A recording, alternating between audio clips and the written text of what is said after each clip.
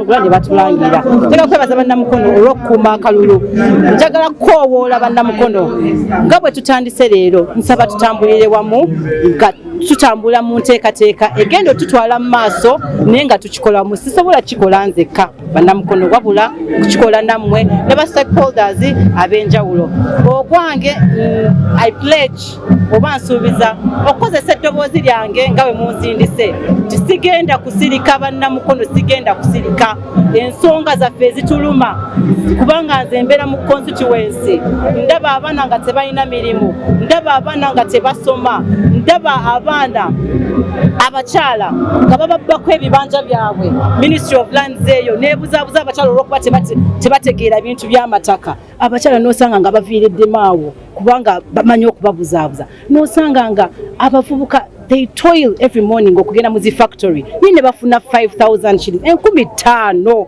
mu Uganda ne 15,000 zikukolera ki nga tulina rent tulina n'ebintu ebirala ebyokukola jam traffic jam w'Emukono bannange twetaaga alternative routes ezo bazikoleko kubanga tetusobola kumala ssaawa 4 mu traffic jam n'olowooza ntugenda kubeera productive tekisoboka ekirala ebyobulamu of course mumanyi nti Mukono bakiropa nako mu media nti omujjuzo gwa Mukono General Hospital gukuleeta ennaku abakyala bakyafiira mu ssanya abakyala ku bizinga bafiira ku ssanya ambulance ebeera mu mafuta tusaba local government eyongere ku budget ze batuwa mu local government zaffe kubanga service delivery eyita mu local government n'olwekyo tusaba nti bwe tuba tugamba ebyamakubo bagamba batuwa billion for the entire district amakubo kilometers nyingi nnyo tusaba ezo ssente zongerweko abantu basobole okuganyulwa mu nsimbi ze bawaayo n'abantu b'oku nnyanja bannange tusaba abantu emirimu gino gye balina gyokka oba alternatives ezo bwe zinajja babeere considered kubanga now tebalina kyakukola abantu b'okubizinga nze ndi fortunate nti ebitundu byenkiikirira byanjawulo nnyo tulina ebitundu by'ebyobulimi naye ebbeeyi z'emmere y'obulimi eri wansi tewali katale so tugenda kubeera nga tubyogera nga nkozesa eddoboozi lyange okwanjula ensonga z'abannamukono. Just taken oath to represent the people of Mukono. I'm here to thank the people of Mukono for entrusting me with their vote, for protecting their vote, and to also thank my party, National Unity Platform, for entrusting me with a flag and also entrusting me with a position to represent them on the side of the opposition. I want to pledge the people of Mukono that I'm going to use my voice. One, to protect the constitution of Uganda. I want to pledge the people of Mukono that they will be represented in the House, that their voices are going to be heard, that their issues are going to be presented. I will fight tooth and nail using my voice because it is what I have, it's the weapon that I have, to make sure nobody is left behind. If it's about healthcare, if it's about education, if it's about the industry, if it's about any sort of development, Mukono should not be left behind because Mukono is the neighboring of the capital city, Kampala, but we are as poor as people who are far off. So we need to have extended development brought forward to Mukono, and especially that it's dominated mainly by young people. We'd like to call upon the government to invest in young people, to bring skilling centers to the people of Mukono, to come and install vocational centers because education is going down the drain. We still have people who study under the trees in Mukono, so we really want to see that the education sector, the health sector, and the skilling, employment, that there is economic empowerment, especially for the women, because I am the voice for the women, and of course everybody else, but that the women are going to be brought a step forward, especially economically, through the lobbying that I will do, the trainings that I will do, and journeying together, because development, you can't walk alone, otherwise you have to move with people to see that we bring a general achievement to the area. Parliament as a member that represents. First of all, we started with the president. Theme was protecting our games. Now, yesterday he said, team no sleep. Now, for me, I started long ago. People know me and if a team no sleep. Meaning, it is time to work. time to work. And when the people elect us, they expect services. When they give trust to the president, they expect services.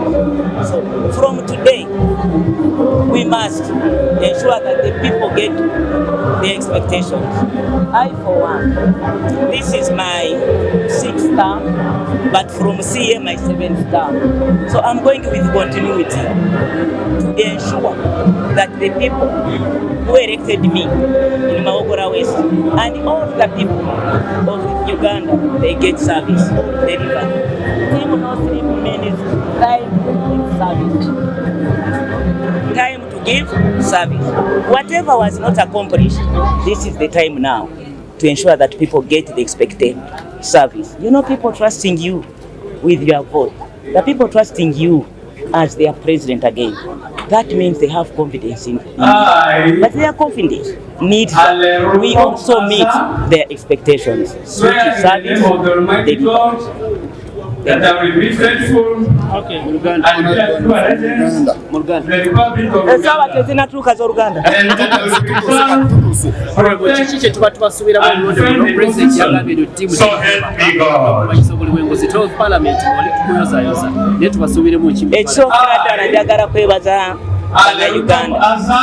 Okulaba nti government ekulembera owekitiibwa His Excellency President bamwongedde ebisanja, kitegeeza balinamu essuubi nti agenda okulaba nti abatuusako ebyo byonna NRM nga bwe yabasuubiza. His Excellency President mu speech ye ey'eggulo nga swearinga in yagambye nti kakati kyekiseera ekitali kyakulambaala, si kyakwebaka. Kitegeeza kiseera kyakukola. Kati bwe yatambula mu kalulu konna alina gapusi ze yalabamu, n'agamba bannange mwe ababaka n'abantu abakulembera abantu tewakyali kiseera kyakwebaka, tulina kukolera abantu abakola ki, abatulonda. Kati bw'odda ku nze ndi MP wa Maogora West, nasooka kubeera MP omukyala Masembawole District, kati ngenda mu kisanja kya mukaaga naye natandika musiiye. Kitegeeza nze kansangwawo ensonga lwaki mulira bampita ssenga wa Parliament, naye ekyo kitegeeza abantu banyongerayo olw'okuba balaba bye mbakoledde. Kakati era bw'odda ku kya President Museveni, kitegeeza nina okwongerako continuity, abantu bafune kye baagala, abantu services batuukeko, ebibulamu tulabe nti kakati ekisanja twongeramu amaanyi. Naye ekirungi njagala kwebaza nti waliwo bye tutuuseeko. Ate y'ensonga lwaki kampeyini yaffe yali egamba we protect, tukuume ebyo bye tutuuseeko. Kakati ate tuleme kwebaka, twongereko. Kakati ekyo kye kiriwo. So bw'ongamba nifa ogenda kukola ki? Mbadde minisita wa health ow'ebyobulamu. Jjukira ebyobulamu bye bitandikibwako. Nga minisitule tukoze kinene. Naye ate waliwo bye twagala kutuukako. Nze nebaza President Museveni okunsaba obwesigisi. Ku myaka kati ngenda myaka 35 nga ndi mu Parliament. Nandaba nti nsaanidde okukola mu gavumenti eyo.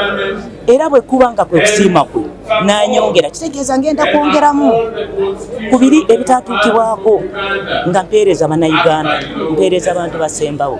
Naye ab'Embabule naddala abanonda mbeebaza, naye kati tiimu n'osiri. Kati ngenda kutandika nze kati kensweyali ngenda mu kisanja kya 2031. Anti batugambye tiimu n'osiri. Kati bw'okola 2031 nga ndi wano. Buli kisanja mbeera wano bwe mumbuuza bwe nzirayo. Luli nabagamba nti nzijja.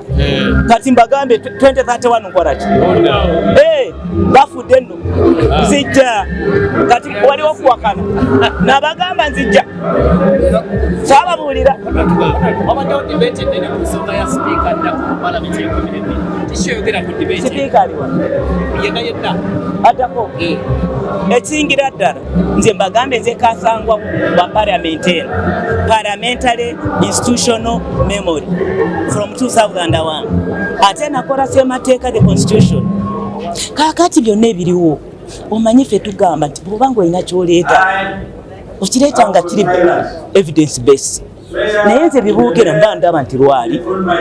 Ekyokubiri yasobodde tukumakuma murabye Parliament fenna tubadde bumu tubadde buki bumu ate ebiba tebituuse naye muki muntu kubanga olaba yise mu kaseera akazi tuyisiza zoolaba nti amateeka oluusi gatasanyusa bannayuganda naye we tugayisiza bonna tebasobola kusanyuka ffe tukolera bannayuganda bonna so nze nsuubira nti sipiika gwe tugenda okufuna ate twogere mpola ono muwala wange mukyala wa deputy speaker katayinza ogamba ate mami katolazewa konsense njagala tutambulireko awo nabo bongeremu kubanga bonna tulina kukola ki bongeramu nabo speaker deputy speaker balina kuba tiimu n'osirira ebitatuukiridde babirongoosa bye tutuuseko bongeremu amaki amaanyi mutiraba gye mwabadde muntwala mbadde ndabayo.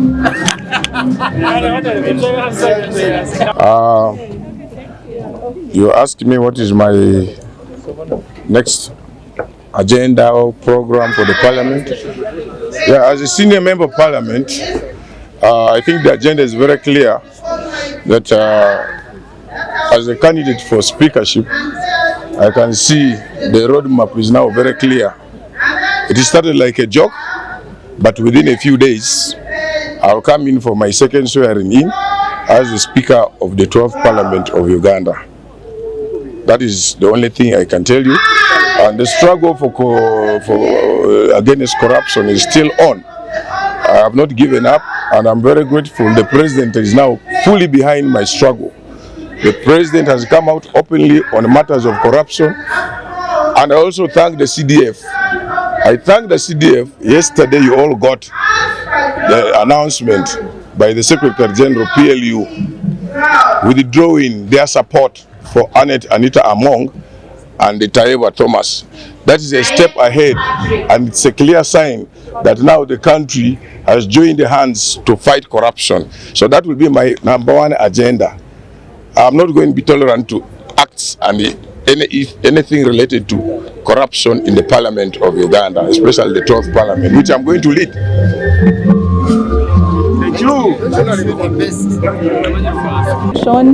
So I'm grateful to God first that I made it here. For the 12th Parliament, for the wider picture about our constitutional democracy, I expect the issue of transition and how it will happen to feature very prominently, because it is apparent. If you read the signals from yesterday, the official start of this new electoral term, you can read that it really will be years of transition. So that question that has been lingering on in the hearts and minds of Ugandans, it should be something that 12th Parliament addresses, prepares the country for, and manages properly without anarchy. So for me, aside the smaller issues, which also mean a lot to my heart, I think that big issue of transition still remains the central issue of our attention in the 12th Parliament. We have seen the opposition being affected because of the numerical spread, especially in the How are you going to The issue about the numbers is one we already crossed from, because for a very long time, actually since the establishment of multi-party politics, the opposition has never enjoyed a majority in the House. So it's not really about the numbers, but the quality of the debate. It's not about how many will count it. It's not really about, because at the end of the day, really NRM will take it. But what do we bring to the table? The ideas, the quality of debate, the divergence in opinion. That is what we bring. That is what the opposition brings, and that is what we are looking forward to bring. So the majority may have their way, but we shall have our say. Lastly, you've been here long enough. Is this a house that listens or a rubber stamp? Ndi MP wa abakyala wa Kitgum. Njagala kusooka kwebaza abantu bange aba Kitgum okundonda lwakubiri eno tambi yange eddako. Kaakati leero tumaze okulayira byengenda okukola era bye mbadde njogera mu campaign. Ina plani zange okusooka ku myaka esooka ngenda kukola kinaki, naye just okubawa overview ekizibu tetulina Kitgum. ekikwatagana ku nkulankulana y'abantu. Njagala abantu bange bafune enkulankulana. Ate njagala bakolagane gavumenti bulungi. Ndi musanyufu okuba balonze NRM ate balonze muzeeyi bulungi nnyo. Kaakati manifesto ya NRM okugatta n'eyange gye mbadde yina nja kugatta yonna wamu mbeere ndabe nti nkoze emirimu okuyamba abantu bange. Abantu bange babeere ne obudde okukola ssente, babeere ne bafune magezi, bafune n'obuyambi kuva mu gavumenti. Nabo bakule kyenjagala okukola okulaba nti ensomero ekola, endwaliro yaffe ekola bulungi, makubo bagikoze, ate abantu bafunye ssente okuva mu PDM ne government programs zonna bisobola okujja.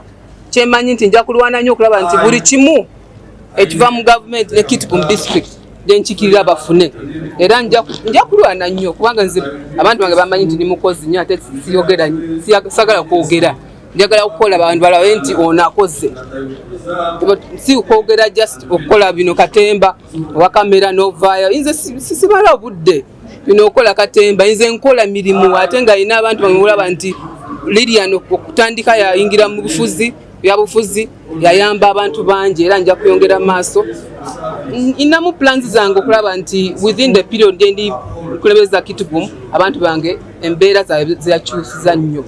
Honorable Ausijjo badimu yekirimu abadde bakisonga mu nnyo olumenti obadde mu wala kijanyo mu buli bw'emisi. Akelo Lucy. Ngena kola mutya okulabikanga mutereza erinnya lyammwe.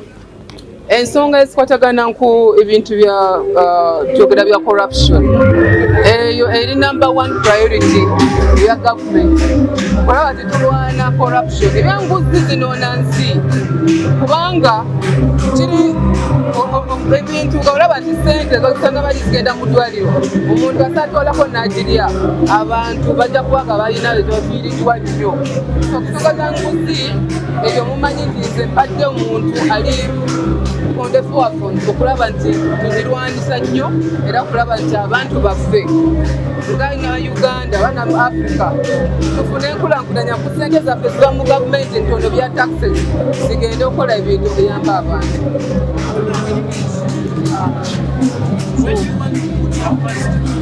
And then you are done with the swearing in. What next for your people? Greeting to everyone. My name is Kifeza Grace Gabirano, and I've just been sworn in today among the first people. I thank God for today and for enabling everybody to have reached this day. I hope to work for my people diligently and strongly, especially when it comes to women. I have a passion in women, and I believe the 5 years I've been given are going to be a thing for us in Kisoro. Already I have programs running in education, in skilling, in equipping hospitals, and in many other projects. So I believe the 5 years they have given me, there will be a lot of work. Already I'm in the plans of setting a skilling center whereby I will have women enrolled in the skilling center, giving them different skills to enable them strive in the tough economies we are. And Kisoro being a small district with a tough terrain, whereby we have people who migrate from there because of the lack of space, I would wish to give them skills that will help them strive in the district without necessarily having to go for greener pastures in other districts. For example, we have tourism in Kisoro. We contribute a big percentage to the tourism of Uganda. I hope to establish to make a lot of trainings to people to be ready to sell to the tourists that come into the country, that come into the district. I will also be the voice for the whole district to make sure we access agricultural products that are on the go with the government. We access the roads that that are planned and make sure they are done, because like we do not have tourism roads, they are really rough. I will ensure in my 5-year term that at least something is done. We also are looking forward to extending power into the hard-to-reach areas so that the people who come from those areas also get access to power and proper connections. I will look forward to empowering also the youth alongside with their parents and strengthen more of their families. Thank you so much. Thank you, viewers.